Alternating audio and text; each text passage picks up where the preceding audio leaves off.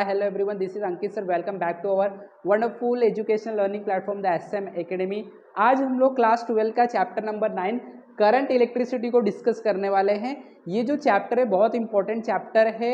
ये चैप्टर में हम लोग करंट के सर्किट की एनालिसिस करेंगे। बेसिकली हम बोलेंगे हम लोग करंट को मैथमेटिकल लैंग्वेज में समझने की कोशिश करने वाले, एक इलेक्ट्रिकल सर्किट को एनालिसिस करने वाले हैं। उसके अंदर करंट का क्या बिहेवियर होता है, वोल्टेज का क्या बिहेवियर होता है, ओम्स लॉ का कितना इंपॉर्टेंस है एक इलेक्ट्रिकल सर्किट में, ये सारे चीज़ें हम लोग डिस्कस करने वाले। तो ये बहुत इंपॉर्टेंट चैप्टर है। सब लोगों को ये चैप्टर को अच्छी तरीके से प्रिपेयर करने हैं। बोर्ड के पॉइंट ऑफ व्यू से भी बहुत इंपॉर्टेंट चैप्टर है। इसमें अच्छे न्यूमेरिकल्स दिए गए हैं, वो न्यूमेरिकल्स एग्जाम में भी आते हैं। इसमें कुछ इलेक्ट्रिकल डिवाइस के बारे में भी डिस्कस किया गया है, उसकी वर्किंग क्या है, उसके मैथमेटिक्स क्या है, सारे चीज़ डिस्कस किए गए। बहुत अच्छा इंटरेस्टिंग चैप्टर है और आप लोगों को ये चैप्टर अच्छी तरीके से सीखना है, समझना है। इस वीडियो को लास्ट तक देखना है, आपके सारे कंसेप्ट क्लियर हो जाएंगे। अब now without wasting of time let us begin. Now when we talk about current electricity, इसका हम लोग थोड़ा सा इंट्रोडक्शन कर लेंगे। आज बेसिकली हम लोग इंट्रोडक्शन रखेंगे, कोई नया टॉपिक नहीं देखेंगे, बट इंट्रोडक्शन का कुछ चीज़ें रखेंगे, कुछ हम लोग सर्किट एनालिसिस के कुछ पॉइंट्स को देख लेंगे, टर्म्स को देख लेंगे, राइट। ओके, तो जब भी हम लोग एक इलेक्ट्रिकल सर्किट से डील करते हैं, लाइक हम लोग ने लोअर क्लास में इलेक्ट्रिकल सर्किट से डील किया, राइट, तो हम लोग उसके अंदर कौन कौन से टर्म को आज तक सीख के आए। हम लोग उसमें करंट को थोड़ा बहुत जानते हैं, क्या होता है, पोटेंशियल डिफरेंस को जानते हैं, दैट इज वोल्टेज को जानते हैं, टर्मिनल वोल्टेज को, हम लोग रेजिस्टेंस को जानते हैं। तो ये तीनों चीज़ बेसिकली, यही तीन एक ऐसे टर्म्स है जो बहुत इंपॉर्टेंट होते हैं एक इलेक्ट्रिकल सर्किट्स में, राइट। हम ऐसे इलेक्ट्रिकल सर्किट को रेजिस्टेंस, वोल्टेज और करंट के बिहेवियर पे या तो करंट के टर्म्स में हम लोग स्टडी करते आए हैं, राइट। तो जैसे अगर मैं एक बात बोलूं, हमारे पास एक सर्किट है, मान लो जैसे ये एक सर्किट है और मैं आपको बता दूं कि यहाँ पे हम लोग ऐसे कुछ सीखे हैं कि यहाँ पे एक पावर सप्लाई कनेक्टेड रहता है, राइट, और ये नेगेटिव टर्मिनल हो गया, ये आपका पॉजिटिव टर्मिनल हो गया, राइट। और हम क्या करेंगे, यहाँ पे कोई लोड कनेक्ट कर देंगे। लोड का मतलब होता है कोई भी बल्ब कनेक्टेड या कुछ भी, जिसको हम लोग बेसिकली अपने टर्म में रेजिस्टर का नाम दे देते हैं। तो इसका मान लो रेजिस्टेंस आर है, यहाँ से वोल्टेज वी है, यहाँ से कुछ करंट आई फ्लो होगा, राइट। ये सब हम लोग सीखे, ये ऐसे बेसिक इलेक्ट्रिकल सर्किट को हम तो जानते हैं, बराबर। ओके, नाउ मान लो मैंने आपको कुछ वैल्यू भी दे दिया, जैसे मैंने आपको बोल दिया ये वोल्टेज का जो वैल्यू है वो 2 वोल्ट है। ओके, मैंने बोल दिया आपको रेजिस्टेंस भी 2 है, और मैंने बोला आपको चलो करंट कितना फ्लो हो रहा है इस सर्किट में फाइंड करके बताओ। तो आप लोग फटाक से एकदम आंख बंद करके आप डायरेक्ट आंसर दोगे। अगर हम लोग ओहम्स लॉ से जाए तो ओहम्स लॉ बोलता है V is equal to I into R. आपको I चाहिए तो I का वैल्यू बन जाएगा V अपॉन आर, और आप देख सकते हैं V का वैल्यू 2 है, R का वैल्यू 2 है। इसमें अगर हम लोग रखेंगे तो हम लोग को I का वैल्यू मिलेगा 2/2, that is equal to 1 ampere. एकदम सिंपल था और हम लोग को आंसर मिला, कुछ भी नहीं था। तो ऐसे सर्किट को हम लोग सीख गया। लेकिन अगर मान लो आपके पास कुछ इस तरीके का सर्किट आ गया, एक मैं यहाँ पे सर्किट बना लेता हूँ, ठीक है, ये कुछ एक सर्किट आ गया।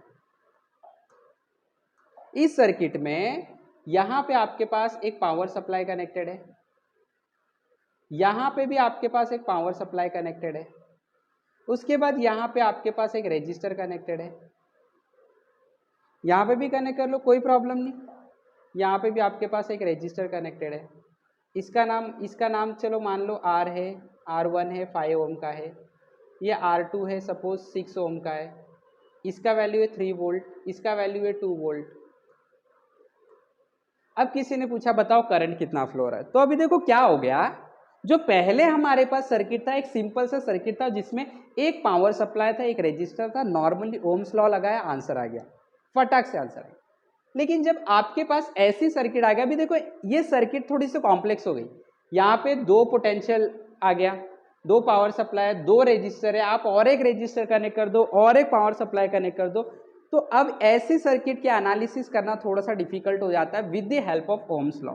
ये जो ओम्स लॉ है इसकी मदद से ऐसे सर्किट का एनालिसिस थोड़ा सा डिफिकल्ट हो जाता है। अब ये डिफिकल्ट हो गया तो हम कैसे एनालिसिस करेंगे। अगर मेरे को किसी ने पूछा करंट बताओ कितना है इसके अंदर, नहीं बता पाऊंगा, मैं बिल्कुल नहीं बता पाऊंगा, डायरेक्ट ओम लॉ से तो नहीं बता पाऊंगा, क्योंकि देखो V2 है, R2 है, कैसे हम निकालेंगे। पहले हम लोगों को इसका इफेक्टिव रेजिस्टेंस निकालना पड़ेगा, पूरे सर्किट में टोटल रेजिस्टेंस कितना जा रहा है, पूरे सर्किट में टोटल वोल्टेज कितना जा रहा है। अब उसके लिए आपको पहले पता रहना चाहिए कि वोल्टेज जब सर्किट में बहुत सारे कनेक्टेड होते हैं सीरीज में क्या होता है, उसका टोटल वैल्यू पैरेलल में टोटल वैल्यू क्या होता है, ये सारी चीज आपको पता करना पड़ेगा, तो आप ओम्स लॉ लगा सकते हैं। तो फिर इतना मगजमारी करने से अच्छा है हम लोग को एक फरिश्ता साइंटिस्ट आया किरचॉफ करके, उसने बोला ये सब झंझट नहीं पालने का, इतने सारे पैरेलल इसमें है, सीरीज में है, क्या है, इफेक्टिव निकालो आप, उसके बाद नहीं, कुछ नहीं करने का, एक सिंपल सा मैं फॉर्मूला देता हूँ, फॉर्मूला यूज करो और एक इलेक्ट्रिकल सर्किट जो कि कॉम्प्लेक्स है उसकी एनालिसिस कर लो, फटाक से आपका आंसर आ जाएगा। किसने बताया? किरचॉफ ने। तो हम बेसिकली ये लेसन में किरचॉफ के नियम को सीखने वाले हैं कि कैसे किरचॉफ के नियम से एक कॉम्प्लेक्स सर्किट की एनालिसिस की जाती है, मैथमेटिकल एनालिसिस की जाती है, करंट कैसे फाइंड किया जाता है, वोल्टेज कैसे फाइंड किया जाता है, रेजिस्टेंस कैसे फाइंड किया जाता है, ये सारी चीजें हम सीखने वाले। लेकिन याद रखना है कि ये जो किरचॉफ का नियम है, ये नियम हम लोग एक कॉम्प्लेक्स सर्किट के लिए सीखने वाले हैं। एकदम सिंपल सर्किट जिसमें एक वोल्टेज कनेक्टेड है, एक रेजिस्टेंस कनेक्टेड है, तो इसके अंदर आराम से ओम्स लॉ लगाओ आप, आपका आंसर आ जाएगा। अब हम लोग स्टार्ट करेंगे किरचॉफ के नियम को। किरचॉफ ने कुछ नियम दिया है, वो नियम को आज हम लोग डिस्कस करेंगे। तो किरचॉफ के नियम को समझने के लिए कुछ टर्म्स है। तो किरचॉफ ने बोला मेरा नियम तो सिंपल सा है, दो नियम में दूंगा, एक किरचॉफ करंट लॉ दूंगा केसीएल दूंगा, एक किरचॉफ वोल्टेज लॉ केवीएल दूंगा, दो नियम दूंगा। ये दो नियम कोई भी इलेक्ट्रिकल सर्किट को एनालिसिस करने का, सॉल्व करने का पूरा जो काम है वो इजी बना देगा। लेकिन ये दोनों नियम को यूज करने के लिए सबसे पहले आपको कुछ टर्म्स पता होने चाहिए। किरचॉफ बोला कि मैं दो नियम दूंगा, एकदम सिंपल नियम, लेकिन वो दो नियम को यूज करने के लिए आपको कुछ टर्म समझने होंगे एक कॉम्प्लेक्स सर्किट के लिए। और एक कॉम्प्लेक्स सर्किट नाम है तो डरना नहीं है, कॉम्प्लेक्स को इजी बनाने का काम मेरा लॉ देगा, ऐसा किरचॉफ ने बोला। दो लॉ दिए, उसको समझने के लिए उन्होंने कुछ टर्म्स दिया। तो हम लोग यहाँ पे समझते हैं टर्मिनोलॉजी। उन्होंने कौन कौन से टर्मिनोलॉजी दिया वो हम लोग समझ लेते हैं यहाँ पे, ठीक है। ओके, तो एक काम करता हूँ मैं, सबसे पहले एक मैं इलेक्ट्रिकल सर्किट बनाता हूँ जो कि कॉम्प्लेक्स होगा, ज़्यादा कॉम्प्लेक्स नहीं रखेंगे, अभी बेसिक से जाएंगे, ठीक है। तो यहाँ पे एक मेरे पास सर्किट है, इस सर्किट को थोड़ा सा मैं कॉम्प्लेक्स बनाऊंगा, जरा सा कॉम्प्लेक्स बनाऊंगा, ठीक है, डरने की कोई बात नहीं है। ये मैंने पॉजिटिव टर्मिनल दे दिया, ये मैंने नेगेटिव टर्मिनल दे दिया, ये खत्म। यहाँ से भी एक पॉजिटिव टर्मिनल दे देता हूँ, चलो ये नेगेटिव, यहाँ पे रजिस्टर कनेक्ट कर लेते हैं, यहाँ पे भी एक रजिस्टर कनेक्ट कर देता हूँ, ठीक है। एक कॉम्प्लेक्स सर्किट हो गया, ठीक है। अब मैं क्या करता हूँ, इनके नाम दे देता हूँ कुछ, जैसे इसका नाम दे देता हूँ E1, इसका नाम है E2, प्लस माइनस, इसका नाम मान लो R2 है, इसका नाम है R1, ठीक है। और ये सर्किट को कुछ नाम दे देता हूँ, यहाँ से स्टार्ट करेंगे ABCDEF, ठीक है, ओके। अब किरचॉफ ने हम लोग को जो टर्मिनोलॉजी दिया है तीन, उसको समझते। पहला उन्होंने बोला आप लोगों को समझना है कि एक सर्किट में जंक्शन क्या होता है। किसको समझना है? जंक्शन को समझना है। तो यहाँ पे हम लोग जंक्शन को समझने की कोशिश करते हैं। किरचॉफ ने क्या बोला कि हम लोग जंक्शन उसको बोलेंगे, या तो उस जगह को बोलेंगे, या तो उस पॉइंट को बोलेंगे जिस पॉइंट पे दो से ज्यादा वायर आपको दिखाई दे रहा हो, मिलता हो या अलग अलग जगह पे जा रहा हो। तो जैसे अगर मैं ये सर्किट में आपको बात करूंगा, तो ये सर्किट में आप अगर देखोगे तो आपको ये पता चलेगा कि पॉइंट ए एक ऐसा पॉइंट है जहां पे तीन वायर हम लोगों को दिखाई दे रहा है, 1 2 3। पॉइंट डी सर्किट में मेरे पास एक ऐसा पॉइंट है जहां पे तीन वायर मुझे दिखाई दे रहे हैं, 1 2 3। तो जंक्शन के बारे में किरचॉफ ने यही बात बताया। उन्होंने बोला सर्किट में ऐसा कोई भी पॉइंट जहां पे आपको ज्यादा गर्दी दिखाई दे, दो से ज्यादा वायर हो, दो से ज्यादा रास्ते हो, 3 चलेगा, 4 चलेगा, 5 चलेगा, 10 चलेगा, ऐसे पॉइंट का नाम फटाक से आंख बंद करके आप जंक्शन रख दो। ऐसे किरचॉफ ने हम लोग को बता दिया। और ये सबसे पहला टर्म है junction for an electrical circuit. तो जंक्शन बेसिकली नाम आप लोग ने सुना होगा, रेलवे स्टेशन का नाम जंक्शन होते हैं, राइट। जो भी जंक्शन, जैसे कुर्ला जंक्शन ले लो, तो कुर्ला जंक्शन अगर है वो, तो जंक्शन क्यों है वो?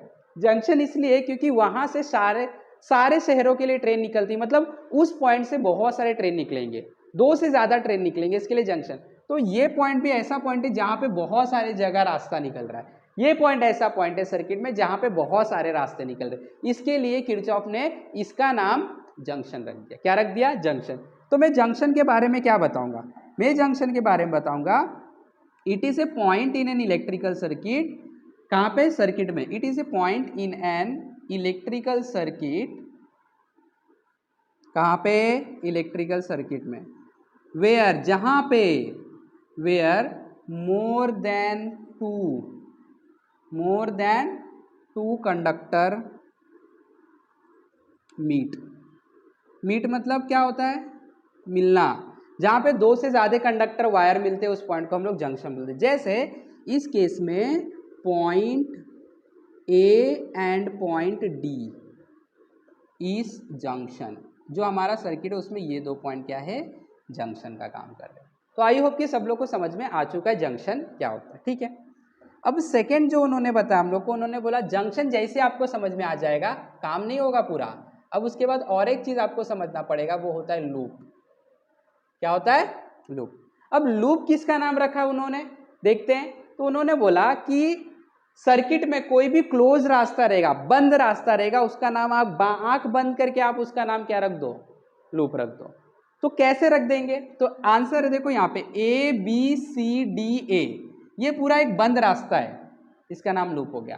तो यहाँ पे मैं लिखूंगा एग्जाम्पल में, जैसे हमारे पास है loop A B C D A, ये एक लूप है। दूसरा हमारे पास लूप कौन सा है? देखो ए डी ई एफ ए, ये भी लूप है, बंद रास्ता है ना, A D E F A loop. तो यहाँ पे लिखूंगा A D E F A, loop हो गया। उसके बाद देखो A B C D E F A, ये भी लूप हो गया, इसको भी आप लूप बोल सकते हो। कोई भी बंद रास्ता A B C D E F A, कोई भी बंद रास्ते को आप लूप का नाम दे सकते हैं, ऐसा किरचॉफ का कहना था, और यही बात है। तो ये लूप हो गया। तो लूप क्या है? यहां पे लिख दूंगा मैं, लूप जो है according to Kirchhoff a closed path in a circuit, किसी भी सर्किट में, इज कॉल्ड एज लूप। इसको आप क्या बोलोगे प्यार से? लूप बोलोगे। क्या बोलोगे? लूप बोलोगे। तो एक close path in a circuit is called as loop. तो आई होप कि सब लोग को लूप के बारे में भी समझ में आ गया। अब हम लोग तीसरा चीज समझने की कोशिश करेंगे, और वो जो तीसरा चीज जो हम समझेंगे उसको बोला जाता है ब्रांच। तो ब्रांच क्या होता है? ब्रांच के बारे में किरचॉफ हम लोग को समझाते हुए ये बताते हैं कि आपके पास जितने भी जंक्शन होंगे सर्किट में, जैसे ये दो जंक्शन के बीच का जो रास्ता होगा, वो रास्ता को ध्यान से देखोगे आप। किरचॉफ हमें ये बताते हैं कि जो जंक्शन आपको दिख रहा है, दो जंक्शन को पकड़ना है, एक के बाद एक वाला जंक्शन। 100 जंक्शन भी हो सकते हैं, 20 जंक्शन भी एक सर्किट में हो सकते हैं, 3 भी हो सकते हैं, और एक जंक्शन भी हो सकता है। यहाँ पे फिलहाल 2 जंक्शन है हमारे पास। उन्होंने बोला दोनों जंक्शन को देखने का है, जस्ट एक के बाद एक वाला, ठीक है। तो ये और ये जंक्शन, इसके बीच में जो रास्ता है उसको फटाक से नाम दे देने का ब्रांच।